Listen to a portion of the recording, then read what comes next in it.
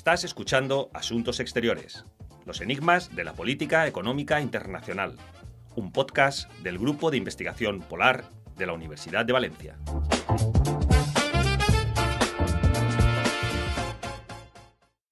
Bienvenidos a Asuntos Exteriores, hoy con Lucía y Ale.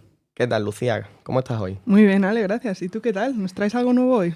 Pues sí, precisamente he leído una noticia de hace unos meses que dice el G20 sin Estados Unidos, multilateralismo después de la hegemonía. Y trata de la cumbre del G20 que ocurrió en noviembre del 2025, que fue celebrada en Johannesburgo, en la que por primera vez desde 2008 faltó Estados Unidos. Y todo esto, por supuesto, fue provocado por Trump, que se nega a asistir con la excusa de que en Sudáfrica, y cito literalmente, se están matando a los africanos. Encima, muy en la línea de Trump, encima se puso a desprestigiar el acto. Pero bueno, lo importante además de este acontecimiento es que los miembros del G20 declararon que nos dirigimos a un mundo que está empezando a funcionar después de la hegemonía, en referencia claramente a Estados Unidos. O sea, me parece muy curioso además y también positivo que encima el mundo está empezando a avanzar con la idea de la cooperación internacional con multilateralismo, pero quitando a los países que se interponen en ese multilateralismo, concretamente Estados Unidos, ¿no te parece? Pues sí, es curioso, teniendo en cuenta además que el multilateralismo, tal y como lo conocemos, nació de la mano de Estados Unidos, precisamente tras la Segunda Guerra Mundial, con la creación de instituciones como el FMI y el Banco Mundial en Bretton Woods en el 44, y sobre todo con la creación de la ONU en el 45, que se convirtió en la columna vertebral del sistema multilateral contemporáneo. Entonces, en la actualidad podemos decir que entendemos el multilateralismo como una especie de herramienta diplomática basada en la idea de que juntos somos más fuertes. Pero claro, se debe de tener respeto al derecho internacional, ya que el multilateralismo funciona si todos los países cumplen sus promesas, y todo esto en un contexto de ausencia de mecanismos que los obligan a ello. Claro, claramente. Entonces, teniendo en cuenta esta noticia y el contexto que tú acabas de explicar, lanzamos la pregunta del podcast de hoy y es, ¿realmente funciona el multilateralismo en nuestro contexto actual? Pues con el fin de responder a esta pregunta, os hemos pedido que nos contéis por qué creéis que funciona o no el multilateralismo. Vamos a pasar a escuchar el primer audio. Hola, buena vesprada. Yo soy Ciro y os escucho desde Alicante. Nada, simplemente lo del multilateralismo yo creo que ahora mismo no funciona porque tenemos a Donald Trump intentando ser el líder unilateral del mundo. Pero bueno, decidme por favor qué opináis vosotros. Un saludo muy grande y feliz Navidad. Muchas gracias, Ciro, por tu audio. Y sí que es cierto que no se entiende la crisis actual del multilateralismo sin Estados Unidos, y más concretamente sin Trump, el cual en los últimos meses está intentando ejercer ese papel de líder unilateral de las naciones. Tenemos el ejemplo claro de la política arancelaria actual de Estados Unidos, en el que ha dejado claramente de lado a los organismos comerciales internacionales como la Organización Mundial del Comercio, y el silencio de esta ante la situación también, por supuesto, evidencia esa crisis multilateral.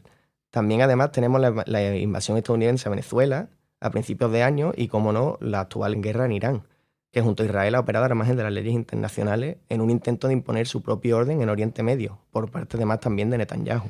Es cierto eso que comentas. Y además me gustaría añadir, por otro lado, los acuerdos minilaterales que está llevando a cabo Estados Unidos con varios países para afianzar alianzas estratégicas, como la Pax Sílica, que no es más que una asociación de países afines a Estados Unidos, que responden a los avances de China en IA, en desarrollo de semiconductores y de otras tecnologías críticas. Todos estos acuerdos también se consideran ataques al multilateralismo. Por supuesto, y muy bien puntualizado, Lucía. No solo las guerras e invasiones son ataques al multilateralismo. Pues continuamos con las intervenciones de nuestros oyentes. A raíz de la intervención anterior y del contexto bélico actual, vamos a escuchar el siguiente audio. Hola, llámame Nacho, os escucho desde Asturias. Yo quería decir que esta historia del multilateralismo para mí no funcionó nunca porque al final del día Estados Unidos salta esas normas siempre que quiere. En fin, un saludo, me encanta vuestro podcast. Muchas gracias, Nacho, por tu aportación. Este argumento resulta muy interesante y da para reflexionar, ¿no crees, Lucía? Cierto, como sabemos, los intereses de Estados Unidos siempre han sido puestos por delante de cualquier ley, de cualquier organismo multilateral. Tenemos los ejemplos históricos de la guerra de Irak, de Vietnam o de Corea, en los cuales estos intereses estadounidenses han intervenido de manera directa e ignorando cualquier aviso o sugerencia de las instituciones. Efectivamente, Lucía, y no solo eso. Todos organismos como la ONU, incluso la Unión Europea, han guardado silencio y en algunos casos han apoyado directamente la violación de los derechos humanos por parte de Estados Unidos. Claro, y eso evidencia, como afirma nuestro oyente Nacho, que nunca ha existido el multilateralismo completo o perfecto, realmente. Claro, con estos argumentos da la sensación de que estamos en una crisis de multilateralismo y que nunca vamos a salir de ella, ¿no? Claramente sí. Parece que en el contexto de los desafíos que enfrentamos actualmente, la estructura de las instituciones y relaciones multilaterales existentes, pues parece que no está funcionando. Y es que no refleja la realidad actual y además teniendo en cuenta que en el momento en que las potencias ven sus economías en apuros, proceden a ignorar las normas pactadas y todo esto solo para salvar sus economías. Claro, y permíteme añadir lo que es más grave aún, que nos hace replantearnos si realmente alguna vez funcionó y si alguna vez podrá funcionar.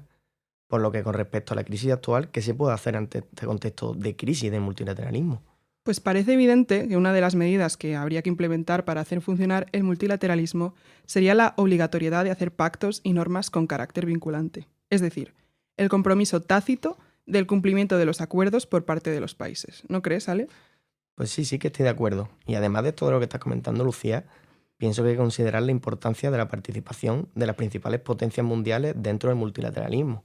Es decir, por mucho que nos guste la idea que hemos comentado anteriormente, no puede existir un multilateralismo óptimo si excluimos una potencia mundial clave como lo es Estados Unidos, como ocurriría en las noticias que comentamos, y como ocurre además también en los BRICS. Pues al hilo de esa afirmación, en este contexto, aparece el concepto de minilateralismo, que no es otra cosa que una cooperación de un número limitado de estados y en el que consideramos pues, que en un marco ideal deberían participar las principales potencias mundiales a nivel económico y también con una importancia histórica. Por ejemplo, Estados Unidos, China, Rusia, la Unión Europea, India y Brasil. Claro, entonces eso que está sugiriendo entonces es situarnos en un minilateralismo hexagonal, ¿no?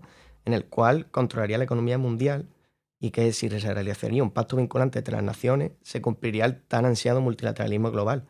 Y por tanto, ese minilateralismo daría paso a un multilateralismo óptimo. Pues efectivamente esa sería la idea, muy bien sintetizado, Ale.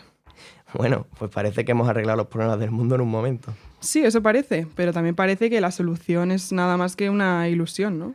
Sí, entonces, ¿qué piensas? ¿Es una solución factible a corto plazo o realmente no se va a llegar nunca a realizar acuerdos multilaterales serios y de obligado cumplimiento? A priori parece imposible, pero quizás en un futuro, o no tan futuro, catastrófico, de crisis económica y climática, puede que sea la única solución para salvar la sostenibilidad mundial. Solo el tiempo lo dirá. Bueno, pues aquí termina nuestro programa de hoy, pero recordad que ahora es vuestro turno. Podéis mandando vuestras opiniones sobre el tema en el apartado de los audios. Muchas gracias por escucharnos y nos vemos en el próximo programa. Hasta la próxima.